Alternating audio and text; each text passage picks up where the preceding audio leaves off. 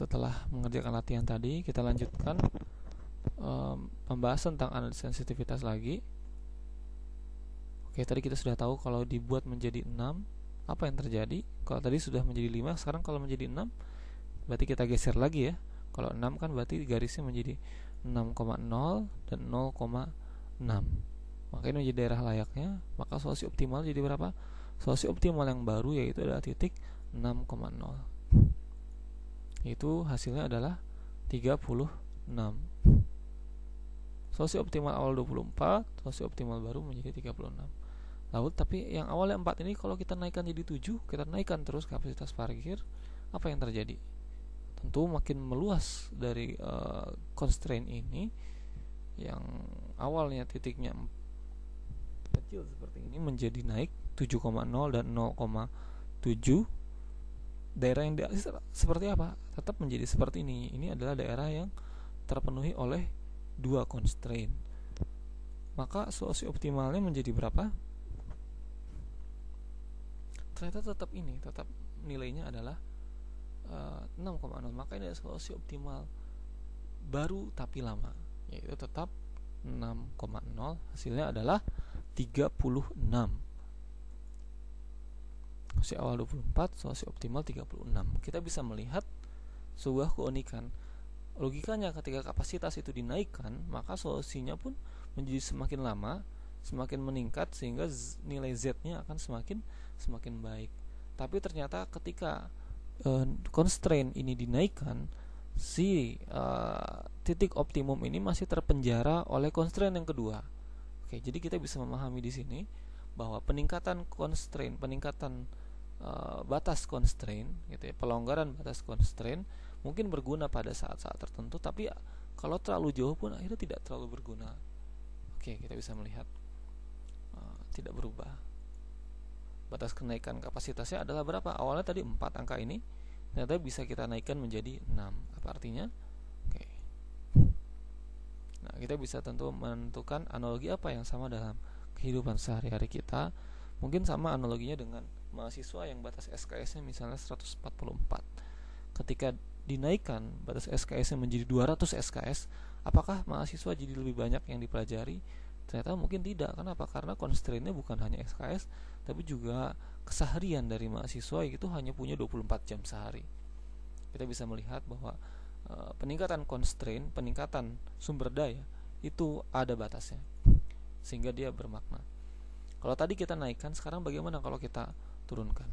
Misalnya tadi awalnya 4, constraint-nya menjadi 1, maka garis ini menjadi lebih sempit, menjadi ke bawah, gitu ya. Awalnya titik potongnya dengan masing-masing sumbu adalah 4,0 dan 0,4, sekarang menjadi 1,0 dan 0,1, 1,0, 0,1. Maka daerah layak kemana yang memenuhi dua constraint ini? Tentu menjadi lebih kecil, yaitu daerah ini saja. Daerah ini kan tidak memenuhi constraint 1 ini. Maka solusi optimalnya berapa? Kita geser. Ternyata solusi optimalnya menjadi 1,0. Nilainya adalah 6. Awalnya 24 menjadi 6. Kalau diturunkan menjadi 1. Setiap penurunan kapasitas parkir sebanyak 3, 4 menjadi 1, maka penurunan solusi optimal sebanyak berapa? Sebanyak 18. Dari 24 menjadi 6 penurunannya. 18 bagi 3 sama dengan 6. Shadow price untuk constraint ini adalah 6. Sama ya, ketika kita menaikkan maupun kita menurunkan, kita mendapatkan nilai shadow price yang sama. Sekarang kalau misalnya awalnya tadi 4, kita turunkan 1, kita makin turunkan lagi menjadi 0. Apa yang terjadi? Oke, menjadi seperti ini garis constraint-nya. Menjadi titik optimalnya di mana? Titik yang memenuhi kedua constraint, atau daerah yang memenuhi kedua constraint, semua constraint, hanyalah titik pojok ini. Oke, maka solusi optimalnya hanya titik ini, yaitu 0. Solusi optimal awalnya 24. Oke, kita sekarang coba menaik dan menurunkan kapasitas parkir. Sekali lagi kita mencoba menjawab pertanyaan. Maka X1 plus X2 ini dia akan mempunyai makna kalau digeser-geser sejauh apa, dia seberapa sensitif. Kita pertama mencari batas atas. Oke, tadi kita sudah dapat ternyata kalau digeser sampai angkanya ini adalah 6 gitu ya, X1 plus X2 kurang dari 6, maka dia masih mendapatkan solusi optimal. Oke, maka ini adalah solusi optimal batas asa. Kenapa? Karena kalau ditambahkan jadi 7 ini, maka dia tetap saja solusi optimalnya adalah 6. Maka kapasitas parkir 6, maka kita bisa menyimpulkan bahwa kapasitas parkirnya adalah 6 dan solusi optimalnya adalah 6,0 dengan Z 36. Tapi kalau kita cari batas bawah, ternyata di titik ketika kapasitas parkirnya 0. Kalau kapasitas parkirnya negatif, tidak akan mendapatkan solusi yang berubah, atau bahkan tidak ada solusinya. Nah, maka ini adalah solusi optimal batas bawah dengan solusinya 0,0, nilai keuntungannya atau pendapatannya adalah 0. Maka kapasitas parkir adalah 0.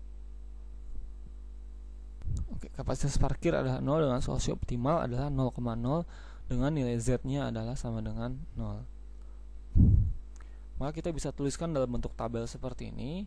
Batas atasnya adalah kurang dari sama dengan 6 gitu. Ini dengan nilai X1-nya 6, X2-nya 0 atau 6,0, Z-nya 36. Dan batas bawahnya adalah ketika angka 6 ini yang awalnya tadi 4 ya, berubah menjadi 0. Ketika menjadi negatif 1, tidak ada solusi yang bisa bermakna gitu ya. Bahkan sebenarnya nilainya bukan 0, tapi memang nilainya tidak ada gitu ya, karena tidak ada solusi yang memenuhi seluruh constraint. Batas bawahnya adalah X1 X2 kurang dari 0, batas X1 X2 kurang dari 6, dan batas abaikannya adalah 7. Kenapa? Karena kalau dinaikkan menjadi 7, solusinya tetap saja 6,0 gitu ya.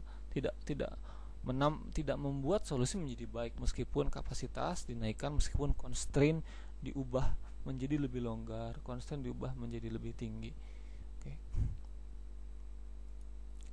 Kita bisa simpulkan, maka shadow price dari pembatas A adalah 6 dari mana?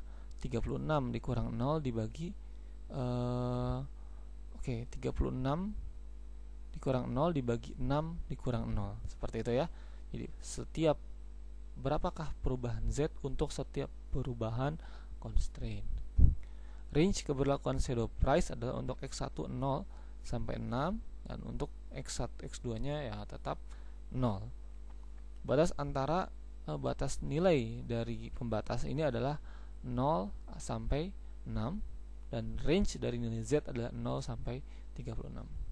Silakan coba latihan 3E, analisis sensitivitas kedua, dalam menentukan shadow price dari masing-masing constraint.